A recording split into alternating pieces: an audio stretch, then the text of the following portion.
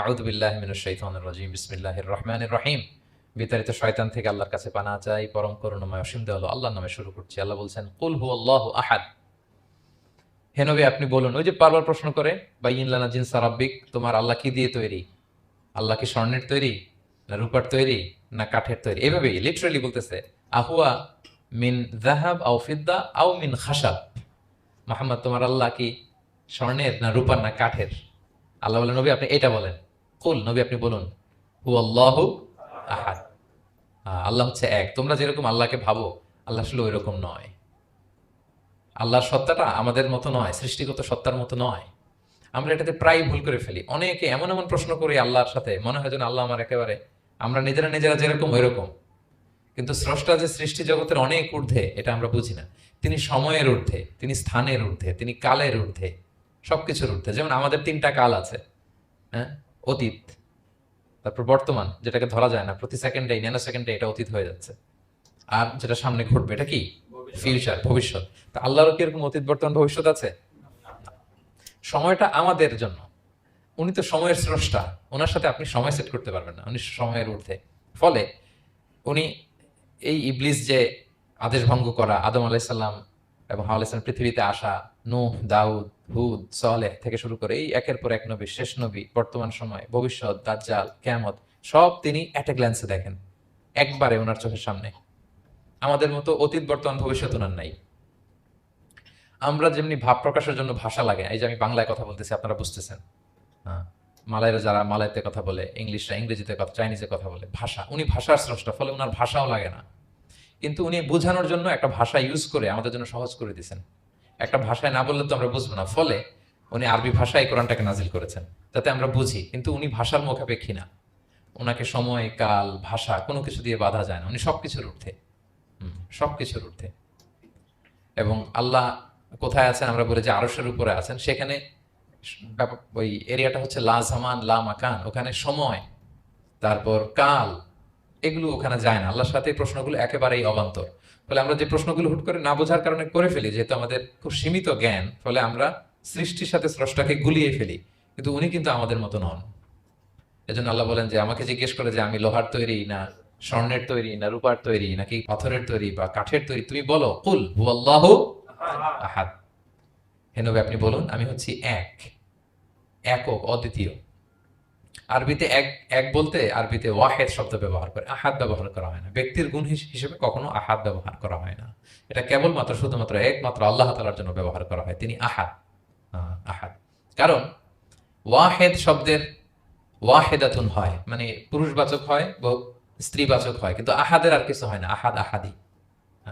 আল্লাহ শব্দটাই এরকম, আল্লাহ শব্দটাই এরকম। যেমন ঈশ্বরের ঈশ্বরী হয়, ভগবানের ভগবতী হয়, গডের গডেস হয়। আল্লাহর এরকম স্ত্রীবাচক কিছু আছে? কিছু নাই। আল্লাহ বলেন, ইন্নানি আনাল্লাহু লা ইলাহা ইল্লা আনা ফা'বুদনি ওয়া আকিমিস সালাতা লিযিকরি। নিশ্চয়ই আমি আল্লাহ। মুসা আলাইহিস সালামকে প্রথম যে প্রত্যাদেশ, রেভেলেশন দিয়েছিলেন মুকাদ্দাসে তুয়ার পাশে, তুর পাহাড়ের পাদদেশে, ওখানে প্রথম মুসা আলাইহিস সালাম আল্লাহর সাউন্ড তখন তিনি শুনেছিলেন। এবং আল্লাহর সাউন্ডটা আমাদের সাউন্ডের মতো নয়। যেমন আমি এদিক থেকে কথা বললে আপনি এই পাশ থেকে শুনবেন, এদিক থেকে কথা বললে, এদিক থেকে আমাকে ডাক দিলে এদিকে, তার মানে আমি দিকের সাথে সম্পৃক্ত। আল্লাহর এটা এরকম না। মুসা আলাইহিস সালাম তিনি যখন আল্লাহর কথা শুনলেন, তিনি বললেন যে একটা সাউন্ড শুনলাম, এটা চারদিক থেকে শোনা যায়, চারদিক থেকে শোনা যায়। এবং তিনি ওনার প্রেগনেন্ট স্ত্রীকে নিয়ে মাদিয়ান ক্রস করে ইজিপ্টের বর্ডারে ঢুকবেন। ইন দ্য মিন টাইম আল্লাহ তাআলা ওই সময়টাকে চুজ করেছেন যে তাকে এখন নবী বানাবো, তাকে রেভেলেশন দিব। তো তিনি দেখলেন যে ইন্নী আনাস্তু নারান, আমি ওই যে লাআল্লি আতিকুম মিনহা বিকাবাসিন আও আজিদু আলান নারি হুদা, স্ত্রীকে, দাসীকে বললেন যে একটু বসো, প্রচন্ড ঠান্ডা, ওই যে আগুন দেখা যায়, মনে হয় কেউ আগুন পোহাচ্ছে, আমি একটু আগুন নিয়ে আসি, মশাল দিয়ে, তোমাদের আরাম লাগবে, একটু ওয়ার্ম আপ হবে। তো আগুনের কাছে যেয়ে দেখে সামনে যত যায় আগুন, আগুন তত পেছায়। এবং আগুনটা সাধারণ আগুন না, একটা গাছ থেকে আগুন বেরোচ্ছে, কিন্তু ওই গাছের পাতা জ্বলে না, ডাল জ্বলে না, কিছুই হয় না। আসলে এটা আগুন না, এটা আল্লাহর নূর। আল্লাহর নূর সেখানে ফোকাস দেওয়া হয়েছে। এবং আল্লাহর নূরও আমাদের নূরের মতো না। নূর মানে লাইট, নূর মানে কি লাইট। সো এই যে আমরা যে লাইট দেখি, এই লাইটের মতো না। কারণ আল্লাহর এই নূরের কাবার দেয়া হচ্ছে আবার নূরের পর্দা দিয়ে। পর্দা দেয়া হয় সাধারণত আলোকে আটকানোর জন্য, কিন্তু আল্লাহর যে পর্দা, হেজাবের কথা বলা হয়েছে, ওই পর্দাটাও আলো, আলোর পর্দা। আমাদের সাথে মিলালে হবে? আমরা আমরা ঘরে পর্দা টাঙাই কি কি থামাতে বলেন তো? আলো থামাতে। আর আল্লাহ যে হেজাব পর্দাগুলো কিসের? আলোর, নূরের। সো কোশ্চিন কালেও আপনি সৃষ্টির সাথে স্রষ্টাকে মিলাবেন না। আমরা ভুল করে অনেক সময় এরকম অবান্তর প্রশ্নগুলো করি। তো আল্লাহ তখন মুসা আলাইহিস সালামকে প্রত্যাদেশ করলেন যে ইন্নানি আনাল্লাহ লা ইলাহা ইল্লা আনা ফা'বুদনি। আমি আল্লাহ। আমি কি? আল্লাহ। এই আল্লাহ নামটা আল্লাহ নিজেই রেখেছেন। আমাদের নাম রাখে আমাদের বাবা দাদা। তো আল্লাহর তো বাবা দাদা কেউ নাই। আল্লাহর নাম কে রেখেছে? আল্লাহ নিজেই রেখেছেন। ফা'বুদনি, আমার ইবাদত করো, ওয়া আকিমিস সালাতা লিযিকরি। তাহলে এখানে প্রথম আয়াতেই শিরকের উপর কুঠারাঘাত করা হয়েছে। শিরকি আকীদাকে লন্ডভন্ড করে দেওয়া হয়েছে এবং বোঝানো হয়েছে আল্লাহ হচ্ছেন এক, অদ্বিতীয়, একক। কারণ আমরা যত ইবাদত করি এর মধ্যে যদি শিরকের স্পর্শ থাকে আমাদের ইবাদত ভ্যানিশ হয়ে যাবে, এটার কোনো দাম নাই। লা ইন আশরাকতা লা ইয়াহবাতান্না আমালুক ওয়া লা তাকুনান্না মিনাল খাসিরিন। আল্লাহ বলেন যদি শিরক করো তাহলে তোমার সব আমল বাতিল হয়ে যাবে। তোমার রোজা, নামাজ, হজ, যাকাত, জিকির কিছু থাকবে না। এজন্য শিরক যাতে কখনো আমাদের না হয়, শিরকের সাথে যেন আমাদের সম্পর্ক না থাকে। ইন্নাল্লাহা লা ইয়াগফিরু আন ইউশরাকা বিহি ওয়া ইয়াগফিরু মা দুনা যালিকা লিমান ইয়াশা। আল্লাহ সব মাফ করেন কিন্তু শিরকের গুনাহ মাফ করেন না। কি মাফ করে না? হ্যাঁ, এজন্য শিরকের সাথে আমাদের কোনো সম্পর্ক নাই। দেখেন আমরা যখন নামাজে দাঁড়াই আমরা তাকবীরে তাহরিমা বাঁধার পরে কি পড়ি? ওয়াজ্জাহতু ওয়াজহিয়া লিল্লাযী ফাতারাস সামাওয়াতি ওয়াল আরদা হানিফা ওয়া মা আনা মিনাল মুশরিকিন। দেখেন নামাজে দাঁড়ালে আগে ক্লিয়ার করে নিতে হয় যে আল্লাহ ওয়া মা আনা মিনাল। এই যে লক্ষ লক্ষ হাজী সাহেবরা যায় ইজহার রেদা পড়ে, ওখানে কি পড়ে? লাব্বাইক আল্লাহুম্মা লাব্বাইক লাব্বাইক লা শারীকা লাক। আগে হিসাব ক্লিয়ার যে আল্লাহ শিরকের সাথে ছিটেফোঁটা সম্পর্ক আমাদের নাই। হ্যাঁ, আমরা একনিষ্ঠভাবে তোমার ইবাদত করি। তাহলে সূরাতুল ইখলাস বেসিক্যালি তাওহীদের একনিষ্ঠ ঘোষণার নাম, যেটার প্রথম আয়াত আল্লাহ তাআলা নবীকে বললেন যে হে নবী আপনি আমার পরিচয় দিয়ে দেন। আপনি বলুন কুল হুয়াল্লাহু আহাদ, আমি এক, একক, অদ্বিতীয়। কুল হুয়াল্লাহ, নবী আপনি বলুন তিনি হচ্ছেন আল্লাহ এবং তিনি হচ্ছেন আহাদ। আল্লাহ নামটার অনেক ভাবে কোরআনে পরিচয় দিয়েছেন। আল্লাহ আলিফ লাম লাম, আলিফ ছাড়া, লিল্লাহ দিয়ে, লাম ছাড়া, লাহু দিয়ে, আপনি যেভাবেই বলবেন সেভাবে আল্লাহর পরিচয় পাওয়া যায়। লিল্লাহি মা ফিস সামাওয়াতি ওয়া মা ফিল আরদ, কোরআনের অনেক আয়াতে এসেছে। লাম বাদ দিয়ে দিলে লাহুল মুলকু ওয়া লাহুল হামদু ওয়া আলা কুল্লি শাইইন কাদির। লাম বাদ দিয়ে দিলে হা দিয়ে আল্লাহর পরিচয় দিয়েছেন, হুয়া দিয়ে পরিচয় দিয়েছেন, হুয়াল্লাহুল্লাযী লা ইলাহা ইল্লা হু। তাহলে যেভাবে আপনি পরিচয় খুঁজতে যাবেন সেখানে আল্লাহর পরিচয় পাওয়া যাবে। আল্লাহ তাআলা বলছেন হুয়াল আউয়ালু ওয়াল আখিরু ওয়াল যাহিরু ওয়াল বাতিন ওয়া হুয়া বিকুল্লি শাইইন আলিম। তিনি প্রথম, তিনি শেষ, তিনি প্রকাশ্য, তিনি গোপন। তিনি প্রথম মানে কি? তিনি সূচনাহীন অতীত থেকে আছেন। দেখেন আমাদের সাথে মিলে না। আমাদের অতীতের একটা সূচনা থাকে, কি বলেন, আমার জন্মের একটা স্টার্টিং পয়েন্ট আছে না, যে এখান থেকে আমার অস্তিত্ব শুরু, এত সালে আমি, এত সালে আপনি। তার মানে আমাদের একটা স্টার্টিং আছে তো নাকি? আল্লাহ স্টার্টিং কবে থেকে বলেন? কবে থেকে? যে এই সময় থেকে উনি আল্লাহ বলেন? Nobody knows. কারণ হুয়াল আউয়াল, এই আউয়াল মানে এমন শুরু, সূচনাহীন শুরু, এমন শুরু যেটার কোনো কি নাই, সূচনা নাই। আবার সীমাহীন ভবিষ্যৎ পর্যন্ত তিনি থাকবেন। কতদিন তার রাজত্ব, ক্ষমতা, সভরেন্টি, পাওয়ার থাকবে? কতদিন বলেন?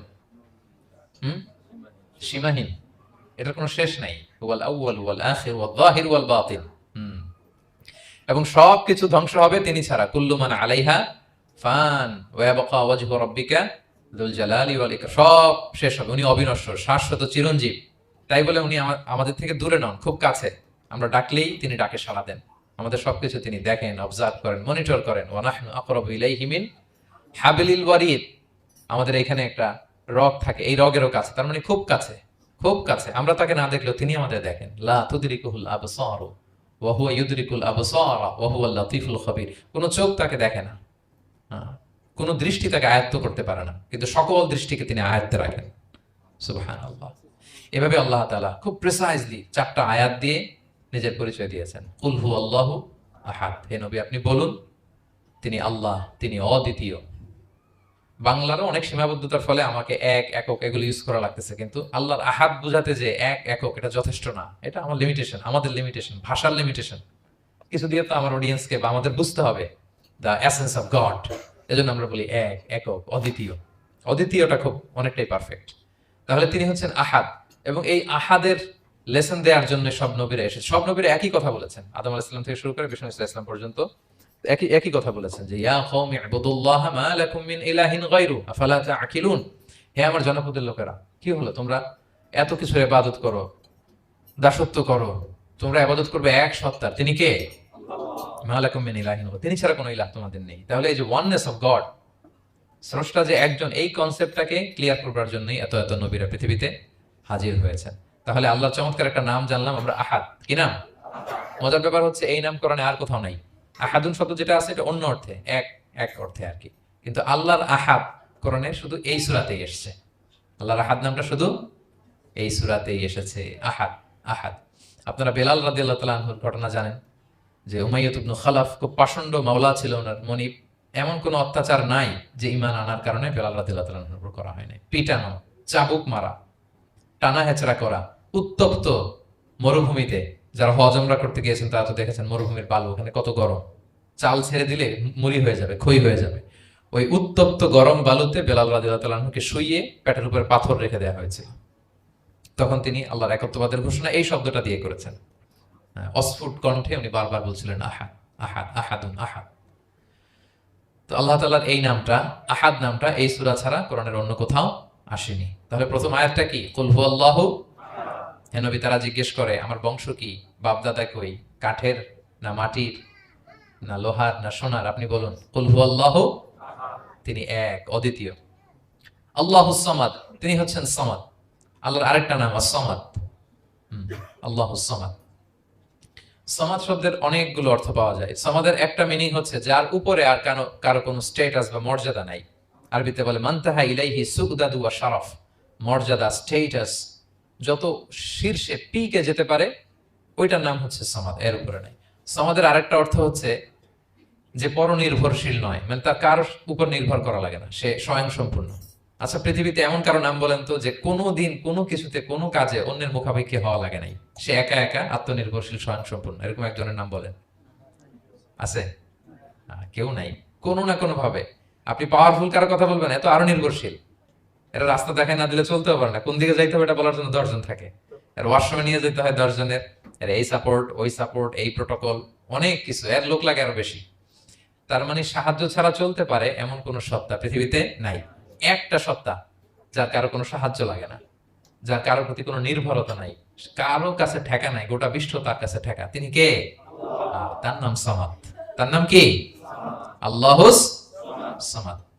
অমুখাপেক্ষী, অ্যাবসলিউটলি ইন্ডিপেন্ডেন্ট।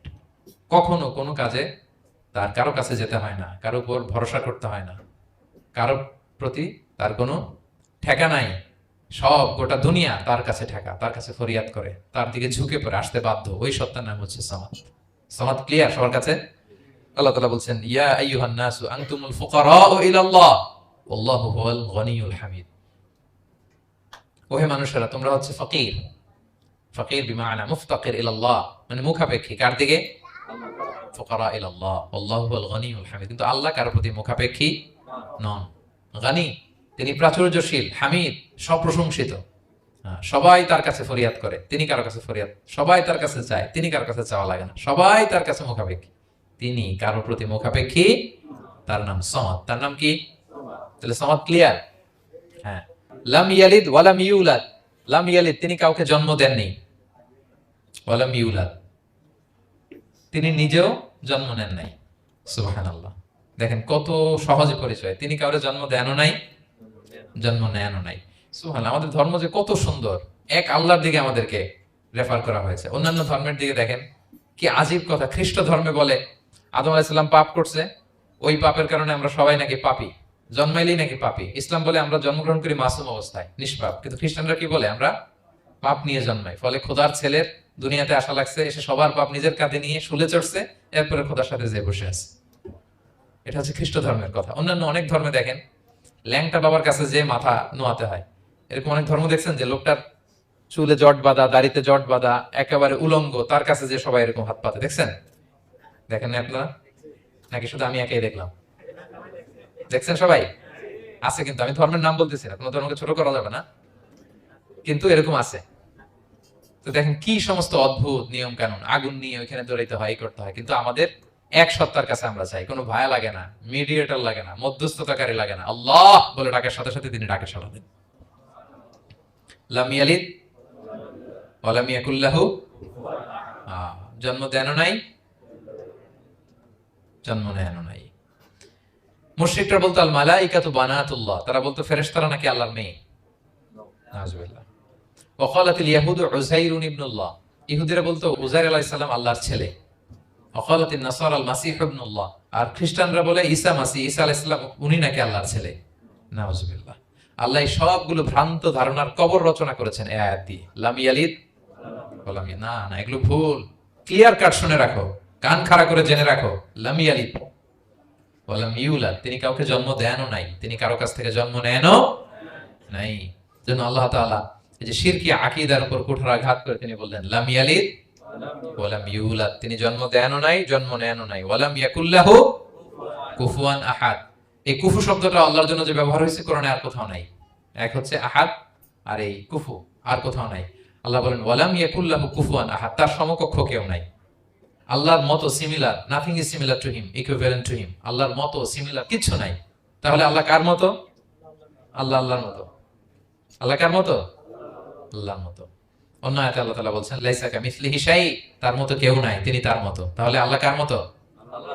আল্লাহর মতো। ওয়ালাম ইয়াকুল লাহু কুফুয়ান আহাদ, তার মতো কেউ নাই, তিনি তার মতো। তাহলে এই চার আয়াতে আল্লাহর পরিচয় পাইছেন আপনারা? তিনি এক, অদ্বিতীয়, তিনি অমুখাপেক্ষী, কারোর কাছে হাত পাততে হয় না, সব হাত পেতে থাকে তার দরবারে। তিনি জন্ম দেনও নাই, জন্ম নেনও নাই, তার মতো কেউ নাই।